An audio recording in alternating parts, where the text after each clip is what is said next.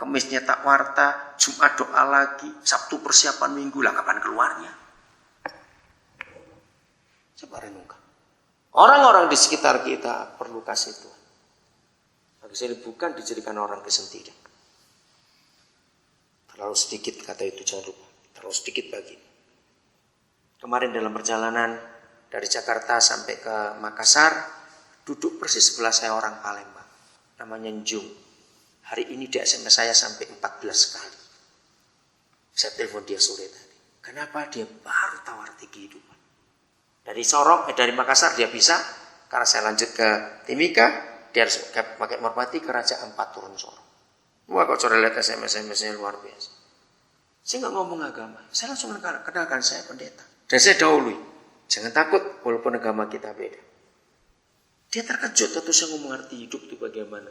Kerja itu bukan cuma untuk cari duit, tidak. Padahal saya capek sekali. Sabtunya dari pagi sampai sore, sampai malam. Saya tidur cuma 3 jam, harus berangkat pagi pesawatnya jam 5. Jadi jam 3 saya sudah keluar dari rumah. Tapi karena ada satu jiwa nih, wah kesempatan ngomong Jakarta Makassar 2 jam lebih. Puji Tuhan. Terbuka orang Palembang. Karena kalau kita nggak nyinggung agama orang itu terbuka. Maaf ya, jangan saudara kaget. Tapi ini yang Tuhan buat. Ini tahun yang keempat. 2010 tahun yang keempat. Saya sedang berusaha meyakinkan dunia. Kalau gereja saya nggak urusan karena banyak yang marah. Apa yang saya buat yakinkan dunia? Yesus itu bukan orang Kristen. Setuju tidak? Lo jawab ini. Kalau nggak setuju terlalu kita. Kalau kita menganggap Yesus orang Kristen, itu celaka. Orang lain nggak mau terima dia dong. Saya mau bilang Yesus orang Kristen, cari KTP-nya. Lo istilahnya gitu. Salah. Kalau gereja mengkristenkan Yesus, maka itu orang nggak bisa terima. Jawab ya atau tidak? Ya sudah. Ini pekerjaan berat tuh saudara. Karena dunia seterlanjur tahu. Siapa yang nggak tahu kalau Yesus bukan orang Kristen? Orang tahu Yesus Kristen. Nah ini konsep yang salah. Lalu Yesus agama apa? Nggak ada agamanya.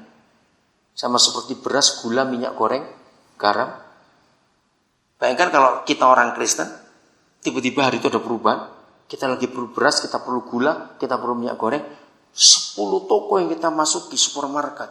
Ternyata hari itu semua ada labelnya. Ada beras Buddha, beras Hindu, beras Islam, ada gula Kristen, bukan gula Jawa lain lagi, gula Islam, gula apa? Ayo, kalau kita Kristen cari, mau nggak beli yang labelnya lain? Nggak mau dong. Begitu pula orang lain. Kalau mereka perlu sesuatu ada label Kristen, nggak akan mau terima. Lebih baik nggak makan. Nah, ini kita harus buat. Ayo kita keluarkan Yesus dari gereja sekarang ini. Nggak ada yang ngamen. Iya dong, kalau dia cuma di gereja, bagaimana yang di masjid? Bagaimana di kuil?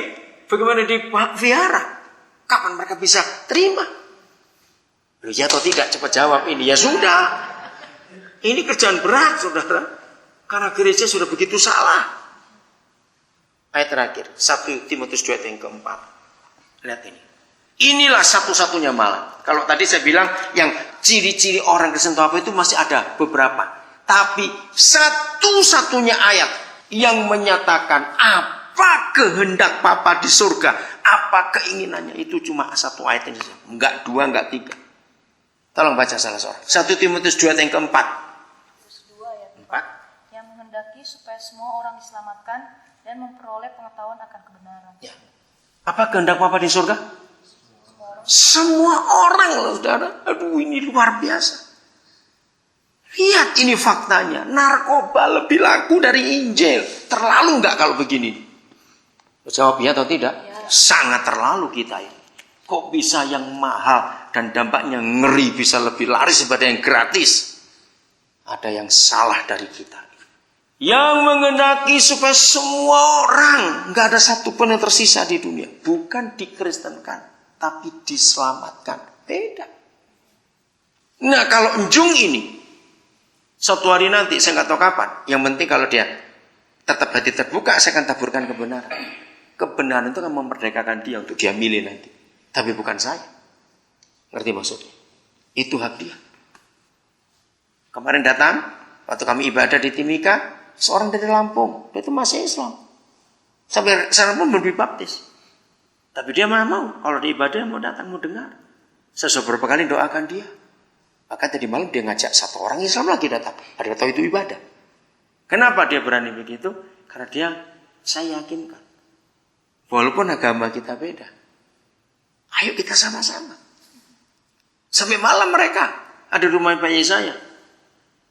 Cerita-cerita. Rasa enggak kaku.